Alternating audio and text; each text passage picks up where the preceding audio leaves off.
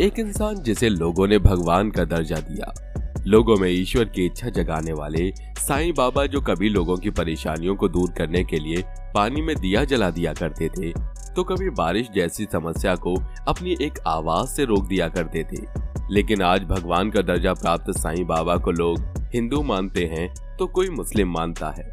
लेकिन सवाल ये कि साईं बाबा किस धर्म को अपना मानते थे और वो किस धर्म से आते हैं। ऐसे कई सवाल लोगों के जहन में आते रहते हैं। हालांकि धर्म को लेकर अक्सर लोगों में विवाद देखने को मिलता है, लेकिन आज हम आपको बताएंगे कि आखिर साईं बाबा किस धर्म से ताल्लुक रखते थे। तो चलिए वीडियो शुरू करते हैं और आपकी इस परेशानी को दूर करते हैं।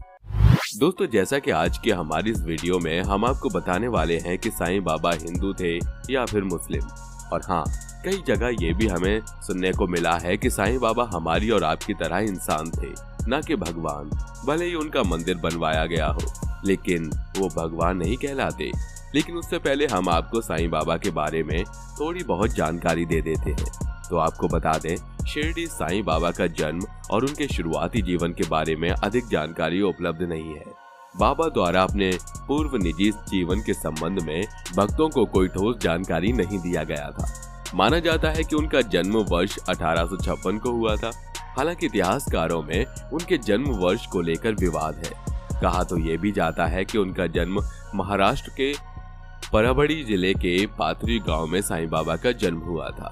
साईं के पिता का नाम गोविंद भाऊ और माता का नाम देवकी अम्मा है। कुछ लोग उनके पिता का नाम गंगा भाऊ बताते हैं और माता का नाम देवगिरी अम्मा। देवगिरी के 5 पुत्र थे। साईं बाबा गंगा भाऊ और देवकी के तीसरे नंबर के पुत्र थे। उनका नाम था हरि बाबू भोसारी। साईं के बारे में जानकार मानते हैं कि वे नाथ संप्रदाय का पालन करते थे। हाथ में पानी का कमंडल रखना, धूनी रमाना, हुक्का पीना, कान बिंदवाना और भिक्षा पर ही निर्भर रहना, ये नाथ संप्रदाय के साधुओं की निशानी है। नाथों में धूनी जलाना जरूरी होता है, जबकि इस्लाम में आग हराम मानी गई है। सिर्फ इस एक कर्म से ही उनका नाथपंथी होना सिद्ध होता है। साईं बाबा हर सप्ताह नाम कीर्तन का आयोजन करते थे, जिसमें भगवान कृष्ण जी के भजन होते थे। साईं बाबा कपाल पर चंदन का तिलक करते थे। हालांकि कहा तो ये भी जाता है कि साईं बाबा सन 1872 में किसी बारात के साथ महाराष्ट्र के शिरडी आए। उस समय वे 16 वर्ष के रहे होंगे। ये बारात गांव के बाहर खंडोबा मंदिर के पास रुकी थी। शिरडी से महाल सापती नाम के एक व्यक्ति प्रतिदिन खंडोबा के दर्शन के लिए मंदिर जाते थे। एक दिन उन्होंने इस युवा लड़के को देखा और तुरंत उसे प्यार से आवो साई कहा और तब से उनका नाम साईं बाबा बन गया। साईं बाबा अंत तक शिरडी में रहे। बाद में महाल सापती उनके प्रबल भक्त बन गए।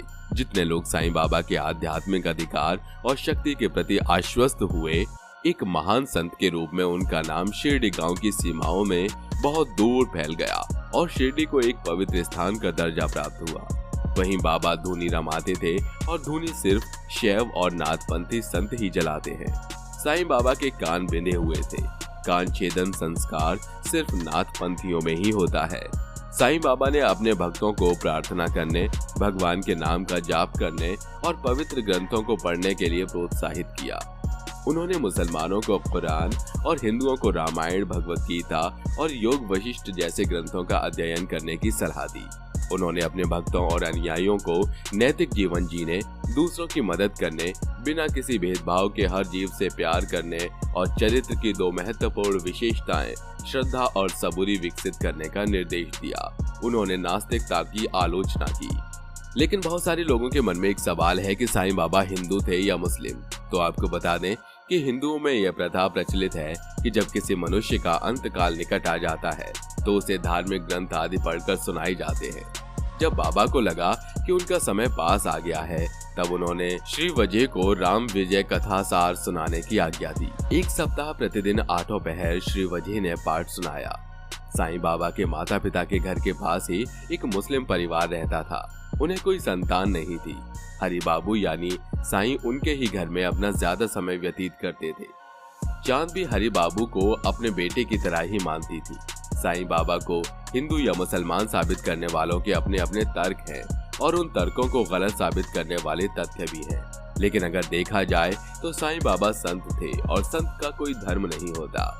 साईं बाबा ने अपना आरंभिक जीवन मुस्लिम फकीरों के साथ बिताया था, लेकिन उन्होंने किसी के साथ कोई भी व्यवहार धर्म के आधार पर नहीं किया। उनके लिए तो सबका मालिक एक ही है, हिंदू और मुस्लिम एक ही हैं। वे जब किसी मुस्लिम से मिलते तो कहते थे राम भला करेंगे, और जब किसी हिंदू से मिलते थे तो कहते थे अल्लाह मालिक है। साईं बाबा हिंदू हैं या मुसलमान धर्म के, ये कोई नहीं जानता। उन्होंने कभी भी हिंदू या मुसलमान होने का दावा नहीं किया।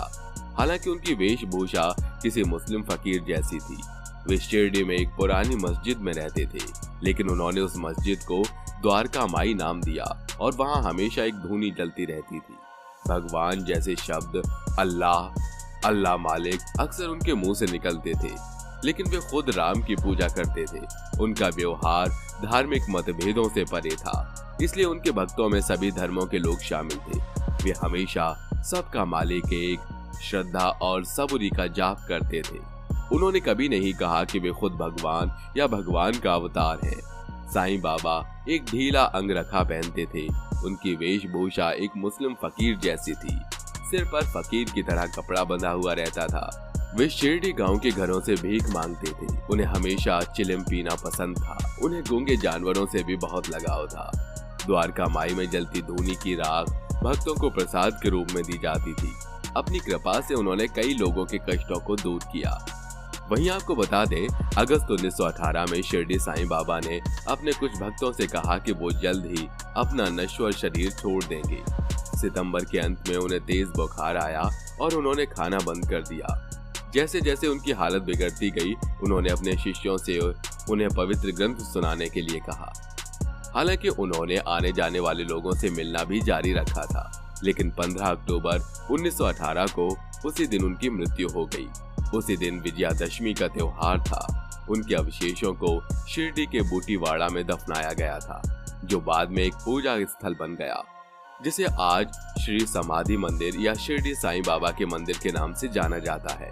साईं बाबा की मृत्यु के बाद शिरडी में उनके समाधि मंदिर में आने वालों की संख्या में वृद्धि जारी रही।